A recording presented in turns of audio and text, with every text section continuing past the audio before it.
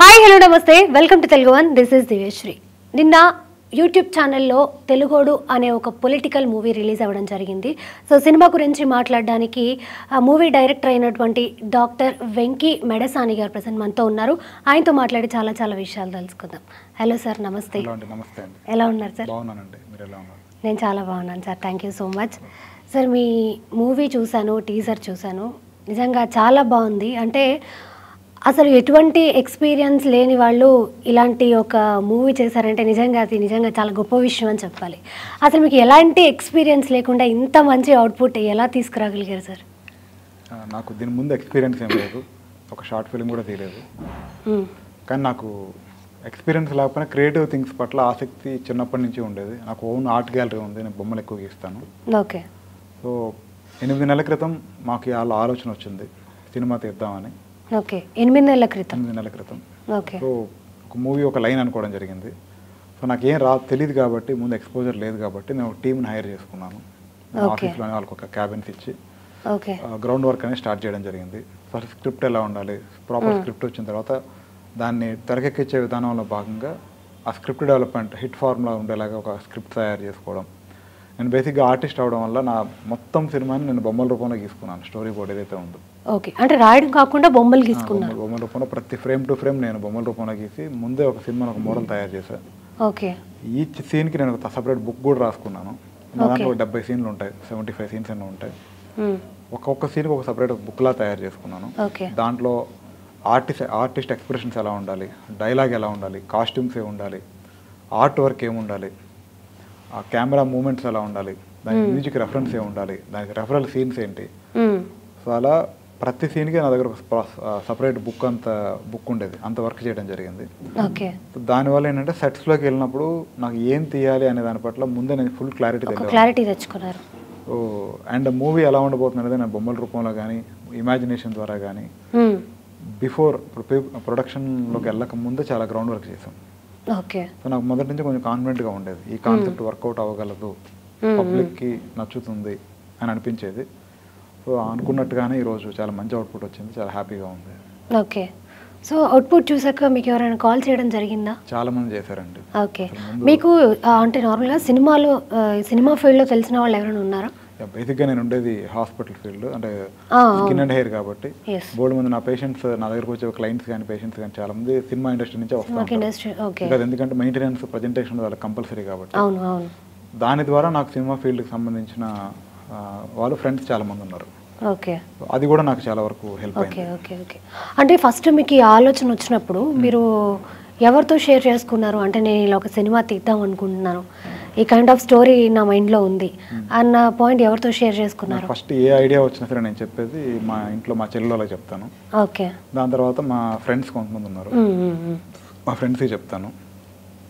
So అది ఎలా ఉంది అని వాళ్ళ బ్రెయిన్ తింటూ ఉండేవాడిని, నచ్చుతుందా లేదా ఎలా అని రిపీటెడ్గా చెప్పి సో అందరూ కూడా చాలా బాగుంటుంది ఐడియా, తీస్తే బాగుంటుంది అని ఎంకరేజ్ చేశారు. అక్కడి నుంచి ఇంకా గ్రౌండ్ వర్క్ చేయడం స్టార్ట్. అంటే వాళ్ళు ఎవరు క్వశ్చన్ చేయలేదా? అంటే నీకు ఇప్పటివరకు ఎలాంటి ఎక్స్పీరియన్స్ లేదు, ఏ ధైర్యంతో నువ్వు సినిమా తీస్తాను అని చెప్తున్నావు అని ఎవరు అడగలేదా? ప్రతి ఒక్కరు క్వశ్చన్ చేశారు. ఓకే. బట్ కొంచెం నా గురించి ఐడియా ఉన్న వాళ్ళు ఏంటంటే తెలుసుకొని చేస్తాను కాబట్టి వాళ్ళు ఎంకరేజ్ చేశారు. ఓకే.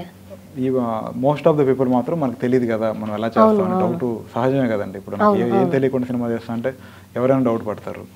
ఆ ప్రాసెస్లో కొంతమంది అనుకున్నారు కానీ బట్ డిమోటివేట్ ఎవరు చేయలేదు. ఎలా పాసిబుల్ అంటే ఎక్స్పీరియన్స్ లేదు కదా అని కొంచెం భయపడ్డారు అంతే. ఓకే. మీరు నాకు చెప్పారు సినిమాలో తెలిసిన వాళ్ళు కూడా కొంతమంది ఉన్నారు అని, వాళ్ళతో ఎవరితో షేర్ చేసుకున్నారా? చాలా మందిని అడిగాను. నాకు తెలిసిన ప్రతి ఒక్కరిని అడిగాను, నా స్క్రిప్ట్ చెప్పా, నా మొత్తం నేరేట్ చేసేవాడిని, కొన్ని 100 సార్లు నేరేషన్ ఇచ్చి ఉంటాను. అది కూడా నాకు చాలా హెల్ప్ అయింది. మనం చెప్పేటప్పుడు వాళ్ళ అవతల ఇంట్రెస్టింగ్గా వింటున్నారా లేదా, మన లైన్ కరెక్ట్గా ఉందా లేదా అనేది నాకు క్రాస్ చెక్ చేసుకోవడానికి ఎన్నో హెల్ప్ అయింది. నా ఈచ్ నేరేషన్కి నా స్క్రిప్ట్ అనేది బెటర్ అయితే వచ్చింది. అలా నేను కొన్ని 100 నేరేషన్లు ఇచ్చి ఉంటాను. ఆ ప్రాసెస్లో నా మీద నాకే కాన్ఫిడెన్స్ వచ్చేది, ఎందుకంటే నేను చెప్తున్నప్పుడు అవతల వాళ్ళు చాలా ఇంట్రెస్టింగ్గా వినేవాళ్ళు. సో నేను చేయగలను అనిపించేది. తర్వాత ఇండస్ట్రీలో కానీ టెక్నికల్ ఫీల్డ్లో కానీ నాకు తెలిసిన ప్రతి ఒక్కరిని నేను హెల్ప్ తీసుకున్నా. కెమెరా వర్క్ ఎలా ఉండాలి, ఏవేవి ఎక్కడెక్కడ దొరుకుతాయి, ప్రీ ప్రొడక్షన్ ఏం చేయాలి, ప్రొడక్షన్ టైంలో ఎలా చేయాలి, కొత్త ఎన్ని చేసినా కొంచెం భయం ఉండేది. అంటే ఎంత టైం పట్టింది ఇంత గ్రౌండ్ వర్క్ చేయడానికి మీకు? టోటల్ వర్క్ అయితే 8 months పైన పట్టిందండి. 8 months ఓన్లీ గ్రౌండ్ వర్క్ కోసమా? కాదండి, ఓన్లీ గ్రౌండ్ వర్క్ ఒక 4-5 months పట్టింది. 4-5 months పట్టింది. బట్ మొత్తం ప్రాజెక్ట్కి అయితే మాత్రం 8 months పట్టింది. 8 months పట్టింది. 8 monthsలో ఈ ప్రాజెక్ట్ కంప్లీట్ అంటే ఎప్పుడు ఏ టైంలో ఏ ఇయర్లో కంప్లీట్ అయింది ప్రాజెక్ట్? మొన్న రీసెంట్గా 2 days బ్యాకే కంప్లీట్ అయింది. 2 days బ్యాక్ కంప్లీట్ అయిపోయింది. ఆ రోజు నైట్ అయిపోయింది, మార్నింగ్ యూట్యూబ్లో పెట్టాం. అంటే కొంచెం ఈ టైంలో రిలీజ్ చేస్తే బాగుంటుంది, అందరూ కొంచెం పొలిటికల్ పట్ల ఇంట్రెస్ట్గా ఉన్నారు. సో ఈ టైంలో సడన్ కూడా రిలీజ్ అయితే అటెన్షన్ గ్రాప్ అవుతుంది మన దాని పట్ల అన్నట్టు సిచ్యువేషన్ అడ్వాంటేజ్ మేము తీసుకోవడం జరిగింది. సపోజ్ నేను ఒక సినిమా చేశాను, రైట్ టైంలో వెళ్తే పబ్లిక్ చూస్తారు ఇది ఆ టైప్ ఆఫ్ కంటెంట్ ఉంది కాబట్టి. సో ఆ ప్రాసెస్లో నేను తీసుకోవడం జరిగింది. ఓకే, మీరు చెప్పారు ఇప్పుడు నిన్న సినిమా అయిపోయింది, ఈరోజు యూట్యూబ్లో రిలీజ్ చేసేసామని. అంటే లైక్ ఈ సినిమా ఏ పర్పస్ కోసం తీసారు? అంటే థియేటర్కి ఇవ్వాలన్న ఉద్దేశంతో ఈ సినిమా తీయలేదా? లేదండి, థియేటర్ కోసమే నేను చేశాను ఫస్ట్. ఓకే, కానీ సినిమాకి వచ్చిన ఎక్స్పెన్సెస్ అవన్నీ చూసుకుంటే మళ్ళీ థియేటర్లో రిలీజ్ చేయాలంటే దానికి చాలా డబ్బులు పెట్టాలి, దాని అంతా చాలా చేయాల్సి ఉంటుంది. అంత పొటెన్షియల్ మాకు లేదు. ఓకే, ఓటీటీకి అప్రోచ్ అవ్వాలి అంటే దానికి కొన్ని నెలల పాటు వాళ్ళ స్టాండర్డ్స్ వాళ్ళ చెకింగ్స్ అన్నీ చేసుకుని కొన్ని నెలలు వెయిట్ చేపిస్తారు. అంటే అంత ముందు అంటే మన ఫేస్ తెలుసుంటేనే కదా వాళ్ళు తీసుకోవాలన్నా సరే ఫస్ట్. ఓకే ఓకే, అంటే అట్లీస్ట్ ట్రై కూడా చేయకుండా డైరెక్ట్ యూట్యూబ్లో ఎందుకు రిలీజ్ చేశారు అనేది? ట్రై చేయకుండా ఏం లేదు. ఓకే, బట్ నెట్ఫ్లిక్స్ కానీ అమెజాన్ ప్రైమ్ కానీ ఎవరైనా సరే ఎవరిని కలిసినా సరే ముందు నువ్వేం చేసావు, అసలు నీకు ఎవరో తెలుసా, మనం ఏంటనేది అసలు ప్రూవెన్ కాకుండా మనం తీసుకోవడం అంత ఈజీ ఏం కాదు. ఈవెన్ ఆ ప్లేస్లో మనం ఉన్నా అంతే కదా కొత్త వాళ్ళు తీసుకొచ్చినప్పుడు. సో అలాంటి సిచ్యువేషన్లో నాకు నేను బిలీవ్ చేసింది ఏంటి అంటే more than money establishment is more important. ఇప్పుడు మనం ఒక పని చేస్తామండి, ఎంతో కష్టపడి ఒక పని చేసినప్పుడు ఆ పని లక్ష్యం చేరడం అంటే ఏంటి, ఆడియన్స్కి నచ్చాలి. ఎక్కువ మంది నా ప్రయత్నాన్ని కనుక అప్రిషియేట్ చేసిన, నా కంటెంట్ ఎక్కువ మందిని ఎంగేజ్ చేస్తే అది నాకు ఎన్నో రెట్లు నేను ఫీల్ అయ్యాను. సో నా స్కిల్ని ఈ కంటెంట్ ఎక్స్పోజ్ చేయగలదు అని నేను బిలీవ్ చేశాను. సో అందుకోసమే ఇది రైట్ టైం అనిపించి రిలీజ్ చేస్తే చాలా మందికి రీచ్ అవుతుందని చెప్పాను. నిన్న మొన్న ఈరోజు ఇద్దరు ఓటీటీ వాళ్ళతో కూడా మాట్లాడాం. They are very happy. అంటే ఈవెన్తో అయితే ఫ్రీగా అయినా సరే ఓటీటీలో పెట్టుకుంటామని చెప్పారు. నిజానికి నాకు నెక్స్ట్ పార్ట్లకి ఛాన్స్ వచ్చింది అనుకున్నాను, కానీ ఈ పార్ట్కే ఈరోజు డిస్కషన్ అయింది. అది కొంచెం హ్యాపీగా అనిపించింది. ఓకే, అంటే ఇప్పుడు ఈ సినిమా చూసాక లైక్ ఏమైనా ప్రొడక్షన్ హౌసెస్ నుంచి ఏమైనా ఫోన్స్ రావడం కానీ? పెద్ద పెద్ద ప్రొడక్షన్ హౌస్ నుంచి ఫోన్స్ రాలేదు, 1 day 1-2 days ఏమో వస్తాయి కానీ. But most of the people చాలా మంది చూసిన ప్రతి ఒక్కరూ కూడా అసలు ఇంత బాగా ఎలా తీయగలిగావు, చాలా బాగుంది, క్లీన్ మూవీ, ఎంగేజ్ అవుతున్నాం, ఇన్స్పైరింగ్గా ఉంది, ఆ రోజుల్లో జరిగిన దాన్ని కళ్ళ కట్టినట్టు చూపించగలిగావు అని చాలా మంది చెప్తా ఉంటే చాలా హ్యాపీ అనిపించింది. ఈవెన్ ముందు రోజు రిలీజ్ చేసే ముందు రోజు హోల్ నైట్ మేము నిద్రపోలేదు. ఆ రోజు ఫైనల్ కాపీ చూసుకున్నప్పుడు తెలియకుండా అందరు ఎమోషనల్ అయ్యాం. ఒకరైతే ఏడ్ చేశాడు, ఇలాంటి సినిమా తీయగలిగామా అని చెప్పేసి. సో అది మాకు మంచి emotional moment and satisfactory moment. Okay, అంటే ఇప్పుడు ఈ సినిమాకి మీరే మీ సినిమాని మీరే ప్రొడ్యూస్ చేసుకున్నారు కదా. సో అంటే ఈ స్టోరీ తీసుకెళ్ళి ఎవరికైనా ప్రొడ్యూసర్స్కి చెప్పడం కానీ అలా ఏమైనా చేశారా, లేకపోతే మీ ఇండివిజువల్ డెసిషన్ మీరే తీసేసుకొని లేదు నా సినిమా నేనే ప్రొడ్యూస్ చేయాలనే కాన్ఫిడెన్స్తో ఈ సినిమా స్టార్ట్ చేశారు? అట్లనేం కాదు, ఎవరిని కూడా నేను మీరు ప్రొడ్యూస్ చేయండి అని చెప్పి నేను ఎవరిని అప్రోచ్ అయింది ఎవరిని లేదు. ఎందుకంటే నాకు క్లారిటీ ఉంది. ద రీజన్ ఈజ్ నా నేమ్ కంటూ ఒక ఎస్టాబ్లిష్మెంట్ ఇండస్ట్రీ పరంగా లేదు, నేను ఎవరికి తెలియదు. సో నన్ను చూసి ఎవరు డబ్బులు పెడతారు, ఎవరు డబ్బులు పెట్టరు, ఫస్ట్ పాయింట్. సెకండ్ పాయింట్ ఏంటి అంటే పొలిటికల్ మూవీస్కి ఎంత డబ్బులు వస్తాయో ఎవరికి తెలియదు, ఎందుకంటే అవి అంత కమర్షియల్ ఆస్పెక్ట్స్ కాదు కాబట్టి. సో దట్టు నాకు తెలిసిన సర్కిల్లో ఒకరిద్దరికి చెప్పినా సరే ఐడియాని, వాళ్ళు కూడా అంత ముందుకేం రాలేదు. అంటే ఫ్రెండ్ సర్కిల్లో కానీ అంటే ఫ్రెండ్ సర్కిల్ అంటే ఎంకరేజ్ చేసినా కూడా ఇది పాసిబుల్ అవుతుందా, ఇది నిజంగా ఎంగేజింగ్ అవుతుందా, అసలు మనం తీయగలమా. సో అది వాళ్ళ మిస్టేక్ కాదు, ఇన్ జనరల్గా జరిగేది. మనం ఉన్న ఆ ప్లేస్లో అట్లాగే ఉంటామేమో తెలియదు. సో అలాంటి ఒపీనియన్స్ వచ్చినప్పుడు వేరే ప్రొడక్షన్ హౌస్కి వెళ్ళి మీరు నాది ప్రొడ్యూస్ చేయని అడిగితే నాకేం అంత కరెక్ట్గా అనిపించలేదు. బికాస్ మనం అడగాలంటే ముందు మనం ఏంటంటే తెలియదు, ఎక్స్పీరియన్స్ లేదు కదా. సో నాకేమనిపించిందంటే నేను రాసుకున్న కథ కానీ నేను చేసిన వర్క్ మీద కానీ నా మీద కానీ నాకు నమ్మకం ఉండేది, చేయగలను అనిపించి. సో అందుకని సరే మనమే ప్రొడ్యూస్ చేద్దాం. నేను బిలీవ్ చేసింది ఏంటంటే దీనికి ఎంత పెట్టాం ఎంత వెనక్కి వచ్చిందనే దానికంటే కూడా మనలో ఉన్న స్కిల్ కానీ మన మేకింగ్ ఎబిలిటీస్ కానీ బయటకు వస్తే అది ఎన్నో రెట్లు మనకు రిటర్న్ రూపంలో భవిష్యత్తులో వచ్చే అవకాశం ఉంటుందన్న ఉద్దేశంతో నా స్కిల్ బయటకు రావాలని చేశానండి. ఓకే, అయితే ఏమి రిటర్న్స్ ఎక్స్పెక్ట్ చేసి మీరు సినిమా చేయలేదు? లేదు, ఆ కథ నాకు నచ్చింది, నేను చేయాలనిపించింది, చేశాను అంతే. ఓకే ఓకే, అంటే చంద్రబాబు గారు బయోపిక్కే ఎందుకు ఎంచుకున్నారు? ఎందుకు ఎంచుకున్నానంటే అనుకోకుండా ఆ కథ ఐడియా వచ్చింది. అనుకోకుండా వచ్చింది అంటే జనరల్గా మాట్లాడుకుంటూ ఉంటాం కదా, జనరల్గా ఎవరైనా కథ ఎలా రాసుకుంటారు, దీని మీదే కథ రాసుకోవాలని రాసుకోరు. మాటల సందర్భంలో ఆలోచనలో కానీ ఒక చిన్న లైన్ ఐడియా రావడం, ఇది కథగా మారిస్తే బాగుంటుందని అనిపించడం, అలా ఒక సినిమాలు తీస్తారు జనరల్గా చాలామంది జరిగేది.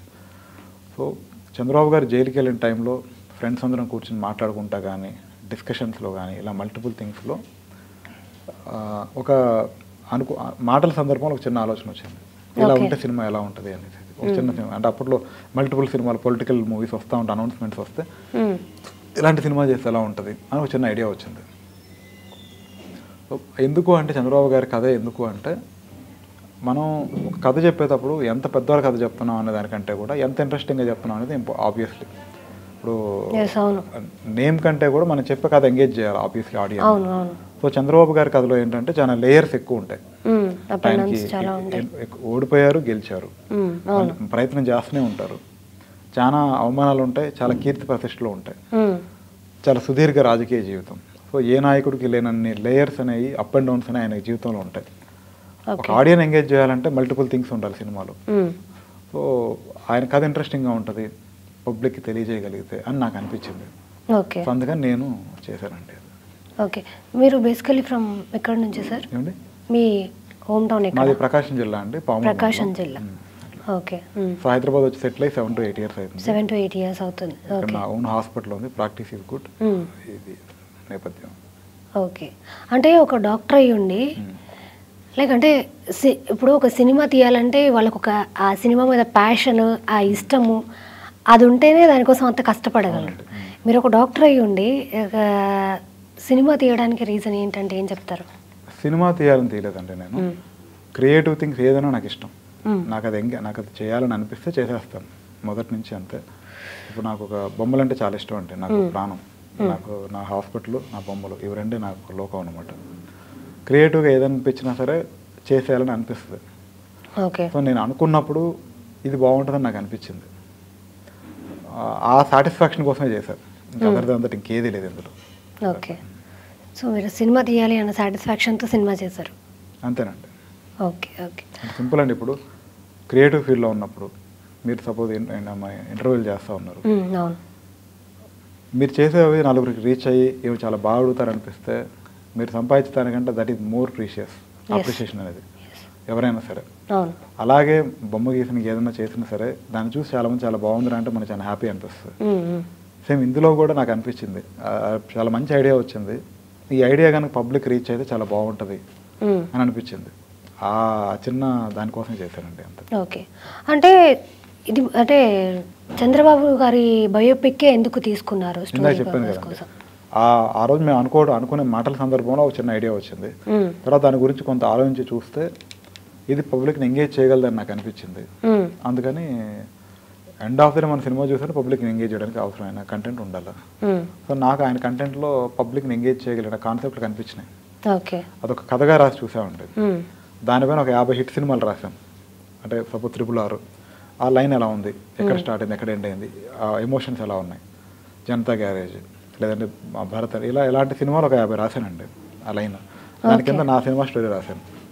వాటన్నిటికంటే నా కథ బాగుండేలాగా రావాలని చెప్పి రిఫైన్ చేస్తా కొన్ని నెలలు కష్టపడ్డాం. సో చివరికి ఒక ఇమాజినేషన్లోకి వెళ్ళి మేము అందరం కలిసి కూర్చొని చూసినప్పుడు వాటికంటే మాకు అది చాలా బాగా అనిపించింది.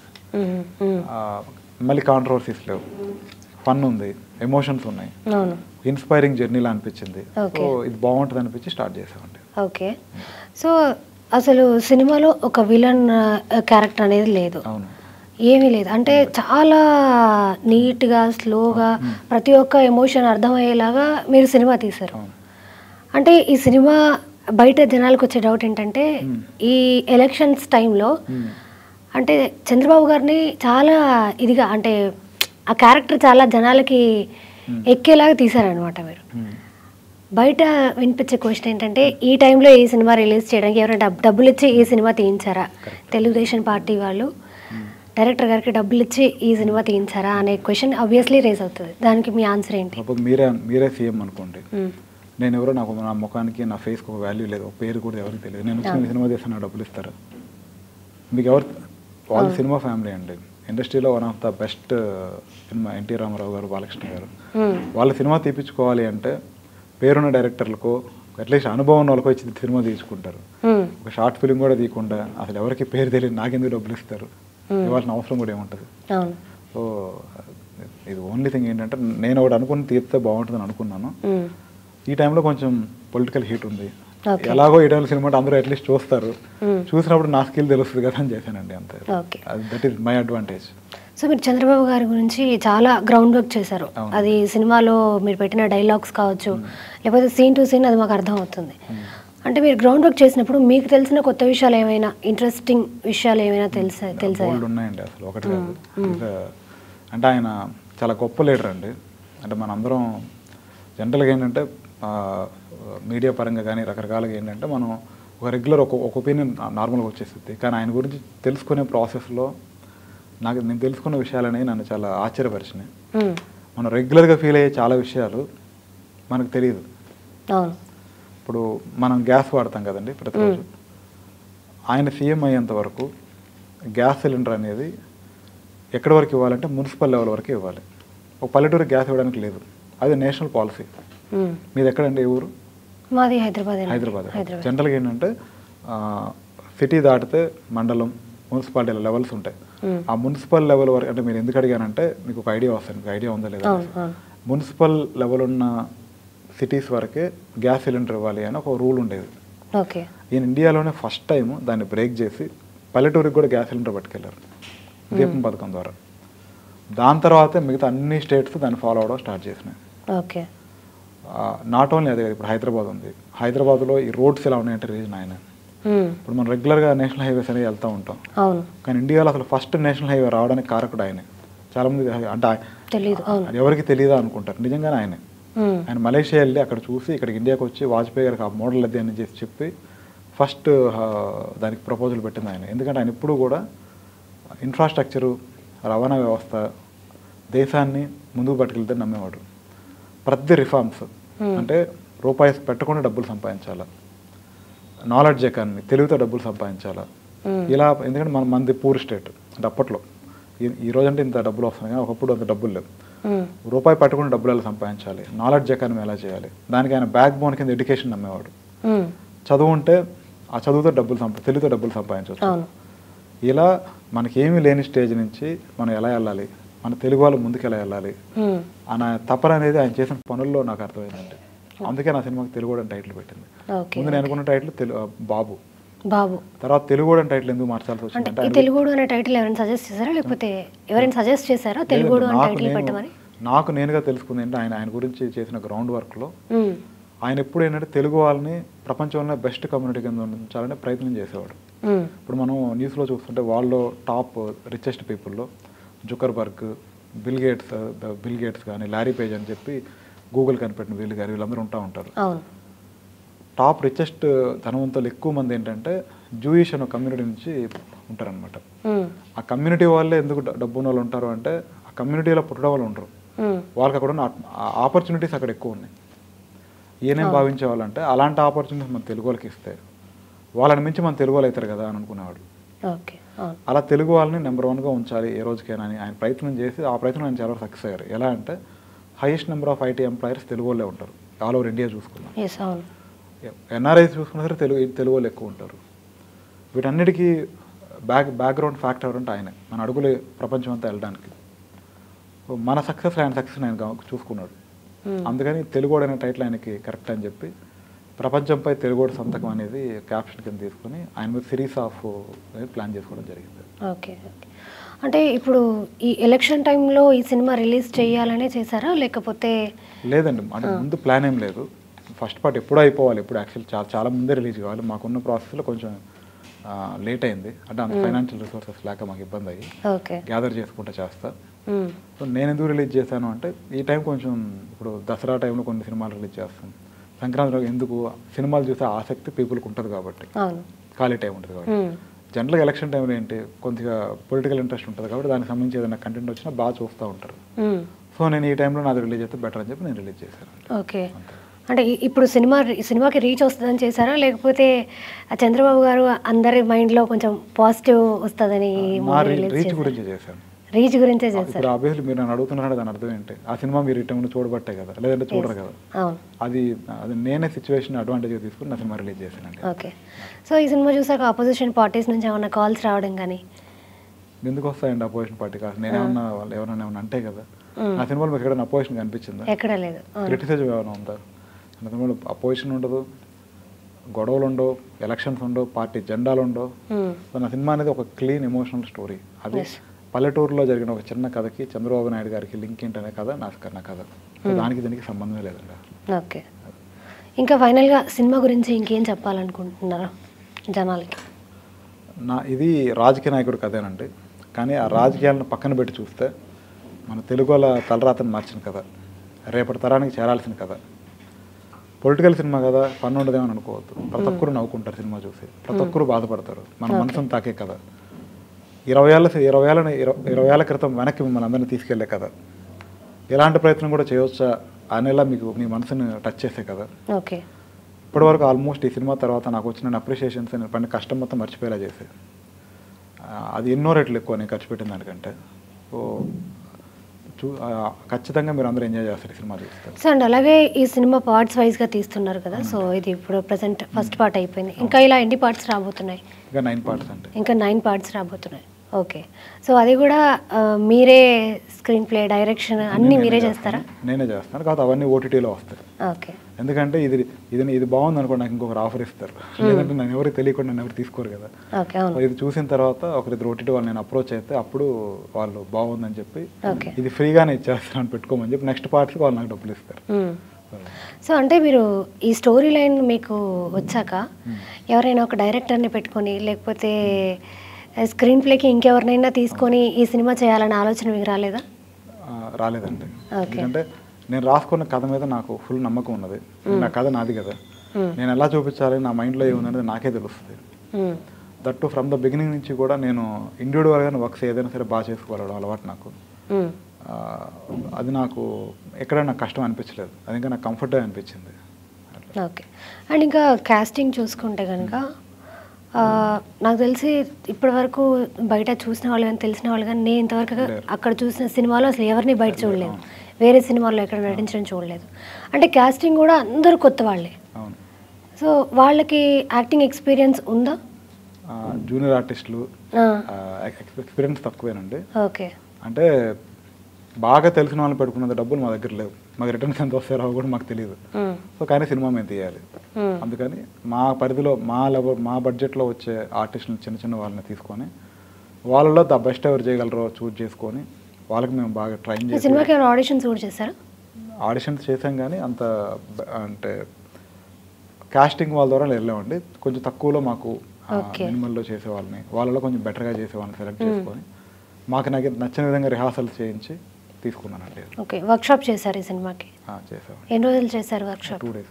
2 days చేశారు. ఓకే. అంటే కనీసం ఎవరైనా సజెస్ట్ చేశారా కొంచెం పెద్ద, ఇంత మంచి స్టోరీ ఉన్నప్పుడు కొంచెం పెద్ద కాస్టింగ్ని పెట్టి ఇంకా బాగా తీయొచ్చు? చెప్పారు, నాకు అనిపించింది, కానీ పెట్టేంత డబ్బులు ఉండాలి కదా మన దగ్గర. పోనీ ఇప్పుడు నేను అంత పెట్టి తీసి నాకు వెనక్కి రావాలి కదా, అంటే ఆసక్తి కోసం కొంత ఖర్చు పెడతాం కానీ మొన్న ఖర్చు పెట్టుకోలేం కదా. సో నాకు సినిమా తీయాలని ఆసక్తి ఉంది, ఒక లిమిటెడ్ రిస్క్ అయితే చేయగలుగుతాను కానీ అంత మించిన రిస్క్ చేయలేని అనిపించి నాకు సూటబుల్ పీపుల్ నేను సెలెక్ట్ చేసుకుని ఆ సినిమా తీసి రిలీజ్ చేశానండి. ఓకే. మీకు ఓట్ ఇక్కడ తెలంగాణలో ఉందా లేకపోతే ఆంధ్రాలోనే ఉందా? ఓకే. ఎవరికి ఓట్ చేస్తారు? చంద్రబాబు గారికి ఓటేస్తారండి, దాంట్లో డౌటే ఉందండి. ఓకే. అంటే మీరు ఆయనకి వీర అభిమానేనండి. ఓకే. అంటే ఒక అభిమానిగానే ఈ సినిమా చేశారనుకోవచ్చా? అభిమానిగా అయితే కాదు, సినిమా తీసింది. ఇక్కడ 2 విషయాలండి, అభిమానంతో సినిమా తీసి ఆడదండి, సినిమాలో కంటెంట్ ఉంటేనే ఆడిద్ది. అభిమానం వేరు, మెసేజ్ వేరు, సినిమా వేరు నేను బిలీవ్ చేసేది. ఏ ఆడియన్కి అయినా ఇంట్రెస్టింగ్గా ఉండే విషయాలు చెప్తే చూస్తాడు కానీ మనకంటే అభిమానం అని చెప్పి వాళ్ళ మీద రుద్దితే ఎవరు చూడరు కదండి. అదే ఫిల్మ్ మేకర్ అని నేను ఎప్పుడూ చెప్పుకోలేను కానీ ఒక క్రియేటివ్గా ట్రై చేసే పర్సన్ కింద ఏది పడితే చేసి ఎవరు చూడరు కదండి. సో నేను బిలీవ్ చేసింది ఏంటంటే కథకు వర్తుంటే చూస్తారు, అదే ఆయనకి అభిమానే కానీ అభిమానే సినిమా తెలియదండి, ఆ కథ వర్తుంది కాబట్టి సినిమా తీసాను. Okay. So me point of వ్యూలో ఒక నాయకుడు అనేవాడు ఎలా ఉండాలి, ఎలా ఉండకూడదు? లైక్ మీకు మూవీలో చూపించానండి, అంటే లీడర్కు ఉన్న రెస్పాన్సిబిలిటీస్ అనేది స్టేట్ టు స్టేట్ సిచ్యువేషన్ నుంచి సిచ్యువేషన్కి మారుతూ ఉంటాయండి. సో ఆ సిచ్యువేషన్కి తగ్గట్టు ఆయన మార్చుకోగలగాలి. హైదరాబాద్లో ఉన్నట్టుగా పల్లెటూరులో చేస్తా అంటే కుదరదు. ఇక్కడ వాళ్ళ రెస్పాన్సిబిలిటీస్, ఇక్కడ వాళ్ళ రిక్వైర్మెంట్స్ వేరే ఉంటాయి, అక్కడ పల్లెటూరుల రిక్వైర్మెంట్స్ వేరే ఉంటాయి. సో ఆ పరిస్థితులను బట్టి మనం రెండు, అంటే ఆకలితో ఉన్నవాడికి నేను అభివృద్ధి చేస్తా అంటే ఒప్పుకోడు. వాడి ముందు ఆకలి తీరాలి కదా, అప్పటిదాకా వాడు బతుకుండాలి కదా.